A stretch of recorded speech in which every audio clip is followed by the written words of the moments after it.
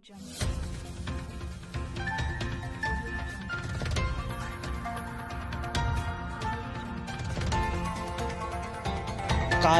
TV, हर पल आपके साथ। भारतीय जनता पार्टी के संभावित प्रत्याशी प्रेम रस्तोगी अपने टिकट को लेकर आश्वस्त नजर आए। प्रेम रस्तोगी की राम जन्मभूमि में प्रमुख भूमिका रही। पहले दिन ही हुई गिरफ्तारी। बेटे सचिन रस्तोगी 4 साल संघ के विस्तारक रहे। उनका मिलेगा निकाय चुनाव में पूरा फायदा। कम उम्र की राजनीति ने सचिन रस्तोगी को दी बड़ी पहचान। उस राजनीति का पिता प्रेम रस्तोगी को मिल सकता है पूरा फायदा। छोटे भाइयों से भी प्रेम रस्तोगी को मिलेगा बड़ा फायदा। भाजपा से संभावित प्रत्याशी प्रेम रस्तोगी ने कहा, हमारा तो पूरा खानदानी समाज सेवा करता रहा है। 3 बड़े चेहरे भाजपा से टिकट मांग रहे हैं, नरेंद्र सिंह राठौर, संतोष गुप्ता और प्रेम रस्तोगी। किसके खाते में आएगा टिकट ये तो वक्त ही बताएगा, मगर अपना टिकट होने पर आश्वस्त दिखे प्रेम रस्तोगी जी। आइए सुनते हैं क्या कुछ कहा प्रेम रस्तोगी जी ने। सुनते हैं पूरी बात उन्हीं की जुबानी हमारी इस खास रिपोर्ट कारवां टीवी में रियाज गुड्डू अंसारी के साथ। रस्तोगी साहब, आपका कारवां टीवी में हार्दिक स्वागत है। और आप निकाय चुनाव नगर पालिका में आप दावेदार भी ठोक रहे हैं और मजबूती दावेदारी बताई जा रही है आपकी। जानना चाहेंगे आपका राजनीतिक करियर कहाँ से शुरू हुआ और कहाँ आपको कामयाबी मिलती नज़र आ रही है। सबसे पहले मैं गुड्डू जी आपका अभिवादन करना चाहता हूँ, आपके सुधी श्रोताओं का भी अभिवादन करना चाहता हूँ। मेरा राजनीतिक जीवन की शुरुआत जो है भारतीय जनता युवा मोर्चा से महामंत्री, नगर महामंत्री के रूप में हुई थी। मेरे जिलाध्यक्ष राकेश दीक्षित थे, मेरे नगर अध्यक्ष श्री मदन मोहन दीक्षित थे।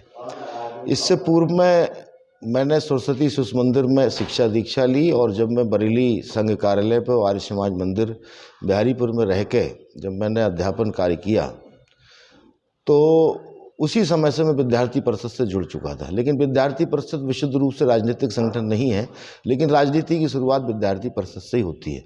विद्यार्थी परिषद में भी हमारे जो थे वो माधव पाराशरी जी थे और राकेश दीक्षित जी थे, जो हमारे नेता हुआ करते थे।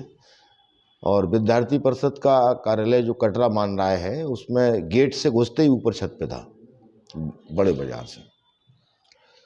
और अब इसके बाद भारतीय जनता पार्टी के संगठन महामंत्री के रूप में भी काम किया संघ के दृष्टिकोण से।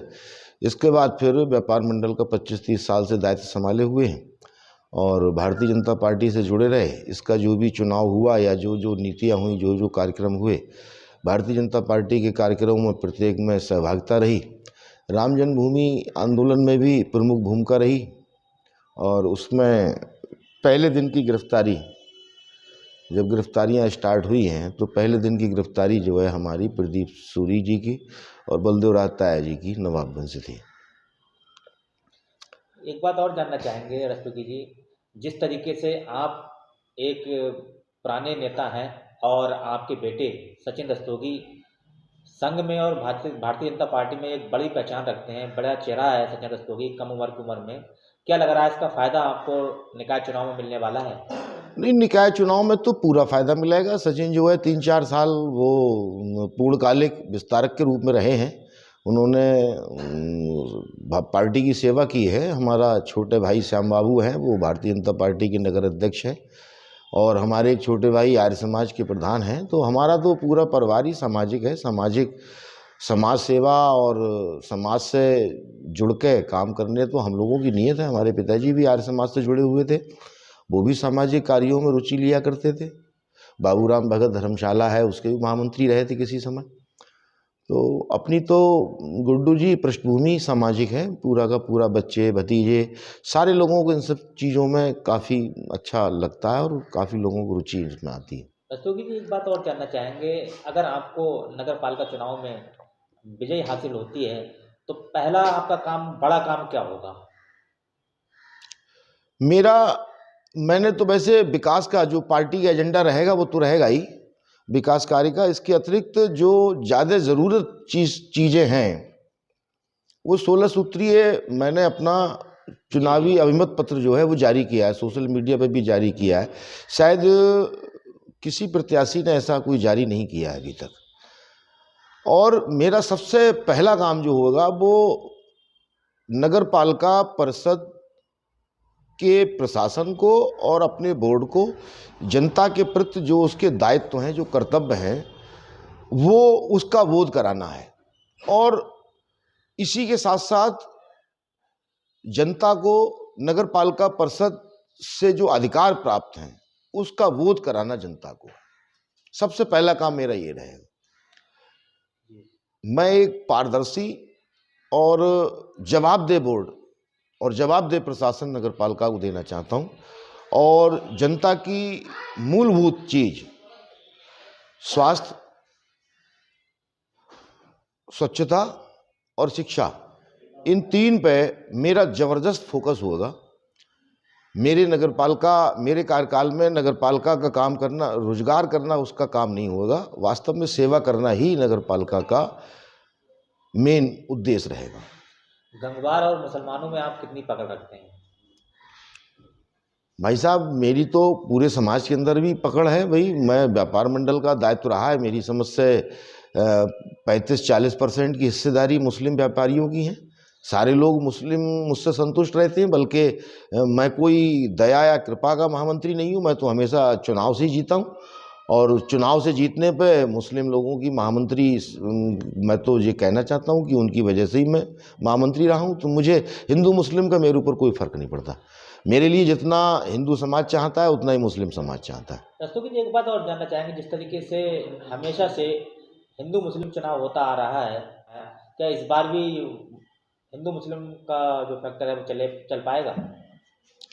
यदि बदलाव नहीं होता है तो ये फैक्टर पुनः चलेगा, क्योंकि पिछले 5 चुनाव से हम इसी फैक्टर को देखते चले आए हैं।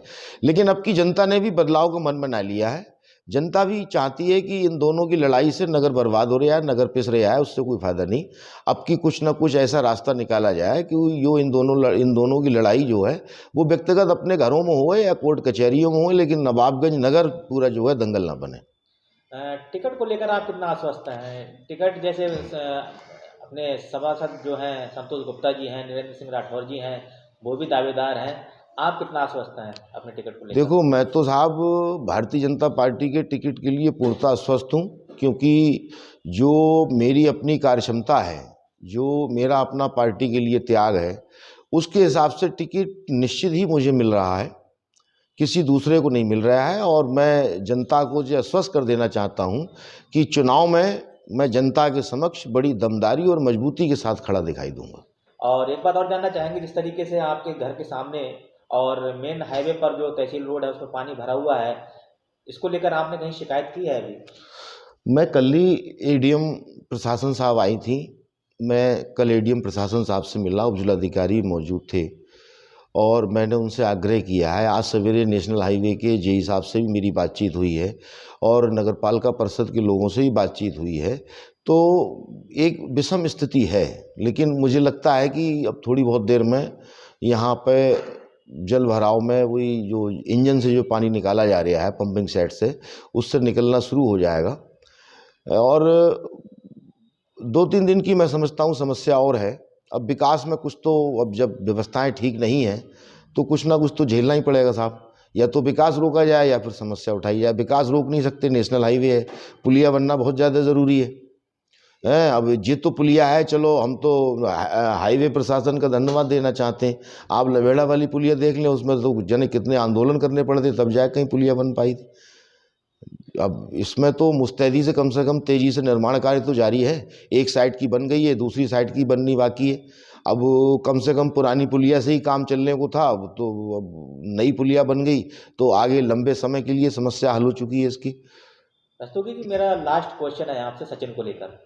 जो सचिन रस्तोगी हैं आपके बेटे, उनका राजनीति में और संघ में, भारतीय जनता पार्टी में यानी कह लीजिए एक बड़ा कद है।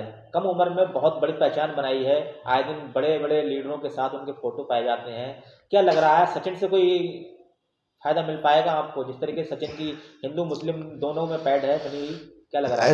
ऐसा है श्रीमान जी, सचिन से भी फायदा मिलेगा, हमारे जो नगर अध्यक्ष हैं भैया उनसे भी फायदा मिलेगा, उससे छोटे भैया जो हैं उनसे ही फायदा मिलेगा।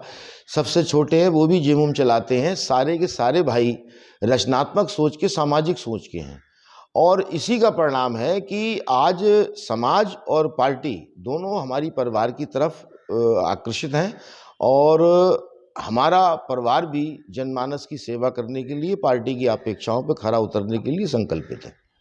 धन्यवाद श्रीमान जी आपका भी हमारे विचार जनमानस तक पहुंचाने के लिए।